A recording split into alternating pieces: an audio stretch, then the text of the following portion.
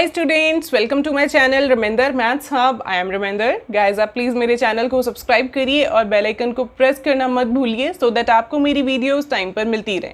आज हम स्टार्ट करने जा रहे हैं chapter number 6 which is triangles. इसकी एक्सरसाइज नंबर 6.1 के लिए हम इंट्रोडक्शन पार्ट करेंगे जिसमें हम कॉन्ग्रुएंट एंड सिमिलर फिगर्स को समझेंगे। Fine, so let us start with congruent figures. First of all, congruent figures हमारी कौन सी होती हैं, ये आपने क्लास 9 में 8 में भी पढ़ा हुआ है। Congruent figures are those figures which are having same shape and same size. ठीक है, मैं यहाँ पे पहले डेफिनेशन लिख देती हूँ।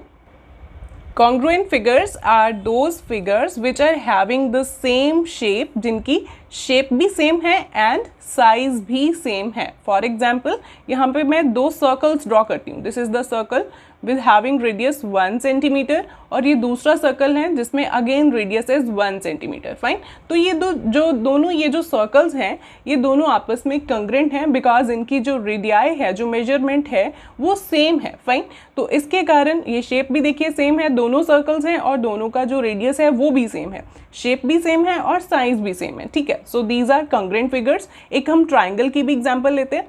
ट्राइंगल के केस में देखिए ये हमारे पास है triangle. For example, this is ABC triangle and another triangle, this is DEF triangle. Fine, तो यहाँ पे देखिए मान लीजिए इसकी ये जो साइड है AB ये है 2 सेंटीमीटर, दिस इज 3 सेंटीमीटर और इसको 4 सेंटीमीटर ले लेते हैं। ठीक है, तो ये सारी साइड्स हमने यहाँ पे लिख दी और ये जो ट्राइंगल है इसकी भी साइड्स हैं 2 सेंटीमीटर, 3 सेंटीमीटर एंड 4 सेंटीमीटर। तो ये जो साइड्स हैं ये आपस में इक्वल है। AB is equal to DE, BC is equal to EF and AC is equal to DF। Fine, तो ये जो साइड्स हैं तीनों ये इक्वल हैं। फाइन, मीन्स ये शेप भी सेम है, इनकी दोनों ट्राइंगल्स हैं और इनके जो मेजरमेंट्स हैं, साइड्स की लेंथ है वो भी सेम है और इसके एंगल्स भी इक्वल होंगे। ठीक है, एंगल्स देखिए, मान लीजिए ये है हमारा 50 डिग्री, ये है 60 degree and this is late us से 70 डिग्री। फाइन, और उधर भी ऐसे ही होगा, this is 50 degree, this is 60 degree and this is 70 degree. Fine, means ये जो कंग्रेंट ट्राइंगल्स हैं इस तरह से हम इसकी नोटेशन डालते हैं that triangle ABC is congruent to triangle DEF if all the sides are equal. For example, यहाँ पे कैसे था, AB is equal to DE and BC is equal to EF and AC is equal to DF और साथ में angles जो थे वो भी इक्वल थे। एंगल A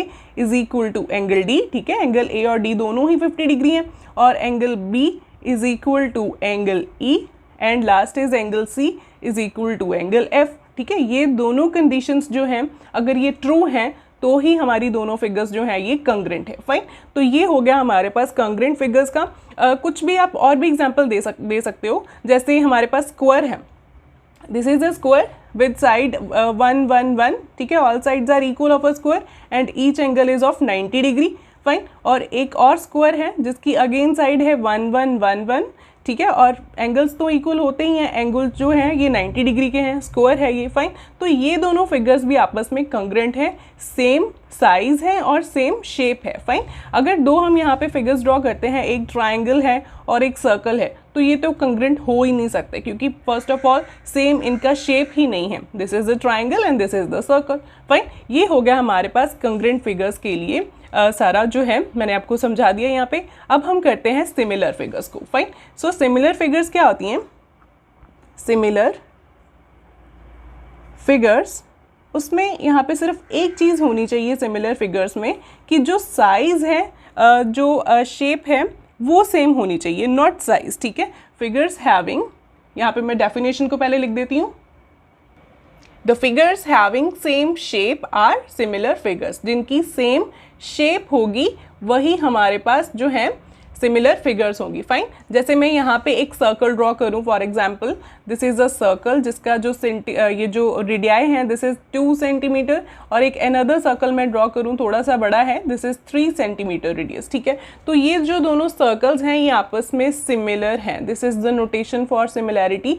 ये दोनों आपस में सिमिलर हैं क्योंकि इनकी शेप सेम है, दोनों सर्कुलर हैं। फाइन, और इस तरह से कोई और भी एग्जाम्पल, जैसे स्क्वायर है, this is a square of 1 1 1 1 centimetre side. ठीक है, और एक दूसरा स्क्वायर है जिसकी जो साइड्स हैं, यहाँ पे ये स्क्वायर लग नहीं रहा है लेकिन दिस इज़ अ स्क्वायर, तो ये इसकी मान लीजिए 5 सेंटीमीटर जो है ये लेंथ्स हैं, ठीक है, साइड्स की लेंथ्स हैं। तो ये दोनों आपस में सिमिलर फिगर्स हैं क्योंकि इनकी शेप जो है वो सेम है, ठीक है। इसी तरह से इक्विलेटरल ट्राइंगल्स जो हैं वो भी आपस में क्या होती हैं, सिमिलर। फाइन, तो एक और एग्जाम्पल यहाँ पे हम देते हैं ट्राइंगल्स की। ट्राइंगल्स के केस में क्या होगा, सिमिलैरिटी के लिए, this is ABC triangle let us say, and this is DEF।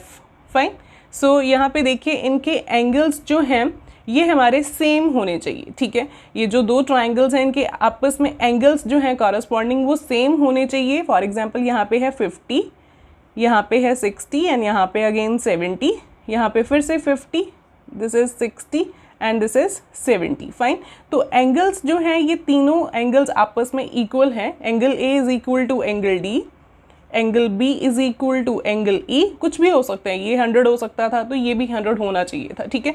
B is equal to E and C is equal to F, ठीक है।